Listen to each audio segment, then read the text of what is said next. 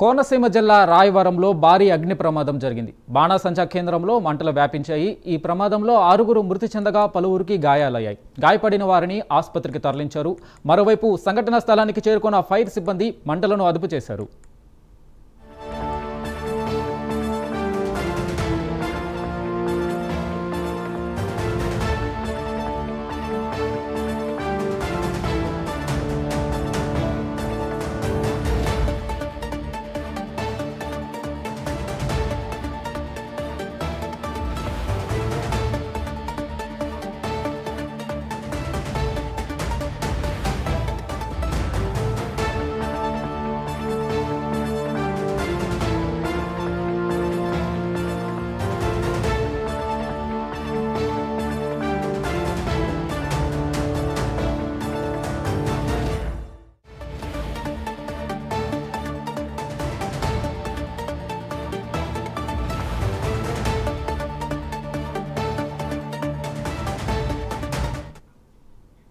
కోనసీమ జిల్లా రాయవరంలో భారీ అగ్ని ప్రమాదం జరిగింది. బాణాసంచా కేంద్రంలో మంటలు వ్యాపించాయి. ఈ ప్రమాదంలో 6 మృతి చెందగా పలువురికి గాయాలయ్యాయి. గాయపడిన వారిని ఆసుపత్రికి తరలించారు.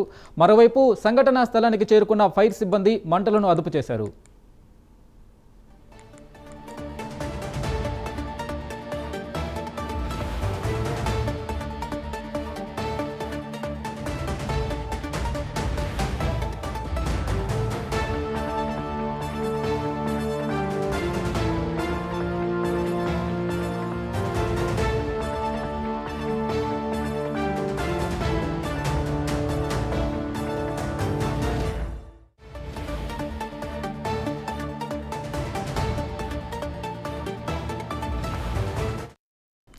కోనసీమ జిల్లా రాయవరంలో భారీ అగ్ని ప్రమాదం జరిగింది. బాణాసంచా కేంద్రంలో మంటలు వ్యాపించాయి. ఈ ప్రమాదంలో 6 మృతి చెందగా పలువురికి గాయాలయ్యాయి. ఇక ఈ ఘటనపై పూర్తి సమాచారం మా ప్రతినిధి శ్రీరామ్ అందిస్తారు. శ్రీరామ్, చెప్పండి, ప్రమాదానికి సంబంధించిన కారణాలు ఏంటి, ప్రస్తుత పరిస్థితి ఎలా ఉంది అక్కడ? వెంకట్, ఇది చూసినట్లయితే చాలా భారీ విస్ఫోటనం జరిగిందని చెప్పొచ్చు. ఇది అంబేద్కర్ కోనసీమ జిల్లా రాయవరంలోని కొమరపాలెంలో ఈ ఘటన చోటు చేసుకుంది. దాదాపు ఇక్కడ లక్ష్మీ గణపతి ఫైర్ వర్క్స్ లో ఈ ఘటన జరిగినట్టుగా ఇప్పుడు మనం పరిస్థితులన్నీ కూడా చూస్తున్నాం. ఉన్నట్టుండి ఒక్కసారిగా పేలుడు సంబంధించి పెద్ద అగ్ని ప్రమాదం ఇక్కడ చోటు చేసుకుంది. ఈ ఘటనలో 6 ఇప్పటివరకు ముచ్చివాత పడ్డట్టుగా మనకి ఇప్పుడు ఉన్న పరిస్థితిని బట్టి ఇక్కడ తెలుస్తుంది. ఇంకొక 5 అయితే పరిస్థితి తీవ్రంగా, 8 మంది గాయపడ్డారు. అందులో 5 పరిస్థితి అయితే విషమంగా ఉంది. ఇక్కడ ఆక్రందనలు చూస్తుంటే మిండంటుతున్న పరిస్థితి ఉంది. మొత్తం ఎవరైతే ముచ్చివాత పడ్డారో వారి బంధువులు అందరూ ఇక్కడ చేరుకున్నారు. ఇప్పటికే అధికారులు కూడా చేరుకుని ఇక్కడ సహాయక చర్యలు ముమ్మరం చేశారు.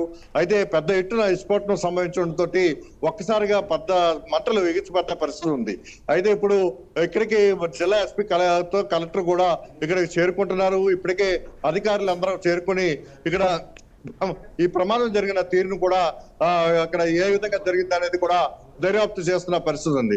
అయితే ప్రమాదం జరిగిన వెంటనే ఫైర్ సంబంధించిన వాహనాలు ఇక్కడ చేరుకుని మంటల్ని అదుపు చేసే చర్యలు చేపట్టారు.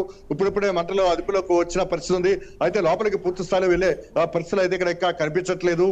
భారీ బాణాసంచా కేంద్రంలో ఈ పేలుడు సంభవించడంతో, ఈ ప్రమాదం సంభవించడంతో ఎక్కడికక్కడే బాణాసంచా తయారు చేస్తున్న మొత్తం మందు గుండు సామాగ్రి అంతా కూడా పేలుడు సంభవించింది.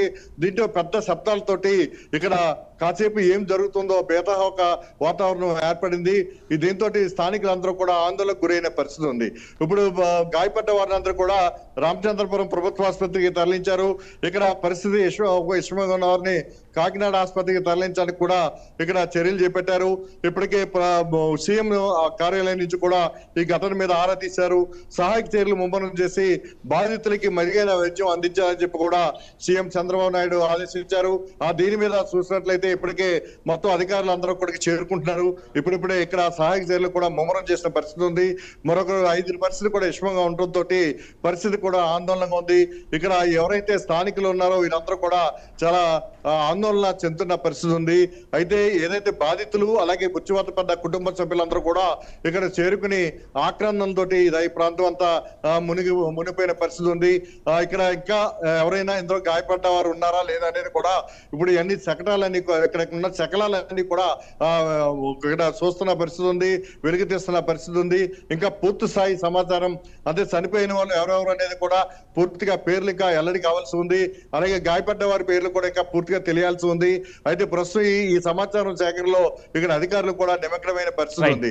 అయితే బాణాసంచా పేలుడు ఇలాంటి ఘటన సంభవించడం ఈ దీపావళి సీజన్ లో ఇదే ప్రథమం. అయితే ఒక 10 రోజుల క్రితం చూసినట్లయితే ఇక్కడ ఇదే అంబేద్కర్ కోనసీమ జిల్లాలో వెలసలో ఒక ఇంట్లో నిల్వ ఉంచిన బాణాసంచా పేలింది.